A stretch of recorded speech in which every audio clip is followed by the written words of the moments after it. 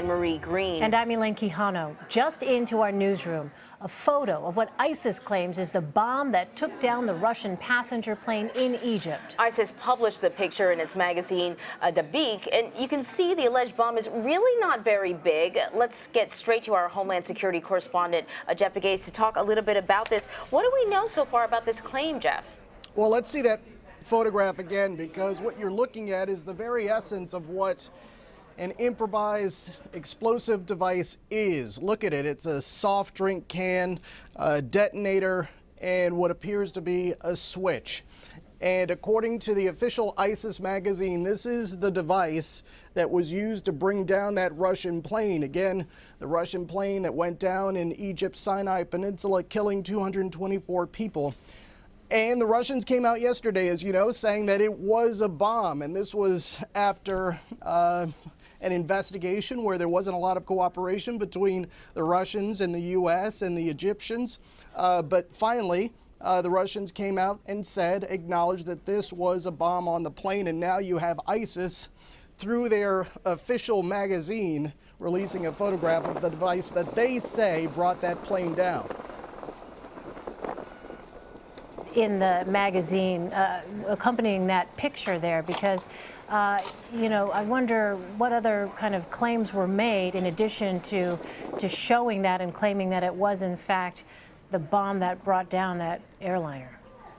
Well, listen, everything that we had been hearing was that this was likely some sort of relatively crude device, and that's what we're looking at. And in talking to U.S. intel officials, ISIS, over the last year, really has become fairly adept at using these IEDs on the battlefield, setting booby traps, for example.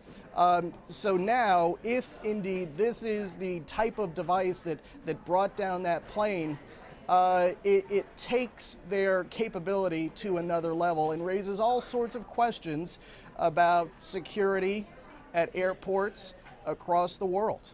You know, I'm looking at this device, and it's pretty simplistic. And like you said, if this is the device, I think what sort of message is ISIS trying to send? Why put a photo in their magazine? I mean, this is a propaganda magazine that's geared towards, I'm sure, inviting more people to join ISIS. What do you think the message is? Well, their message is pretty clear, I think. And U.S. law enforcement has said this over and over again. They are trying to inspire fear.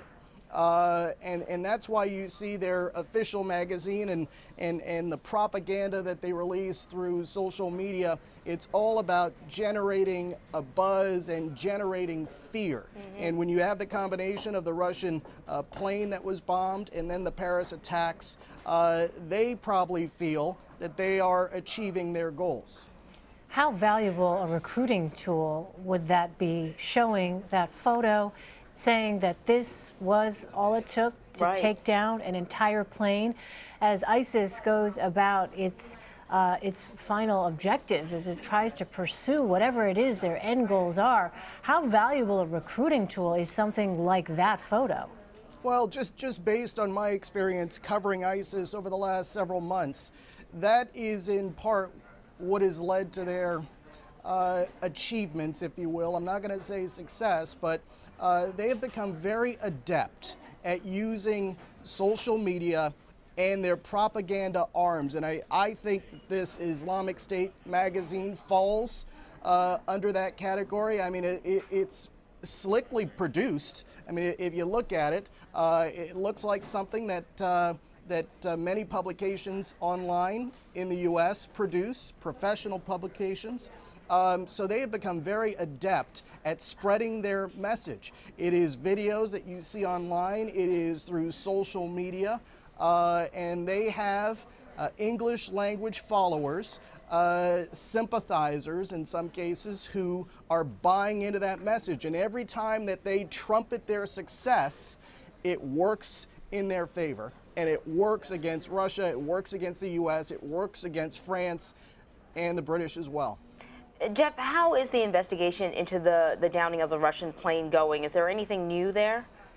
Well, the big thing was the announcement by the Russians that they had concluded that this was a bomb. There was some reluctance there because there was a lot at stake, of course, for the Russians. 224 people on that plane died, but also the Egyptians, a lot at stake for them because so much of their tourism industry, their economy is tied to tourism. And so this was a critical announcement when the Russians came out and then acknowledged that, yes, this was a bomb because there had been some difficulty on the part of the U.S. in getting cooperation from the Russians and the Egyptians and trying to get to the bottom of what exactly brought down that plane. So that's where the investigation stands now. The focus is really away from the plane and how to respond because it seems right now, there is no doubt, according to the Russians, and the U.S. intelligence officials, U.S. law enforcement officials concur that it is likely it was a bomb that brought down that plane. All right, Jeff Pegues in Washington for us. Jeff, thank you for that report.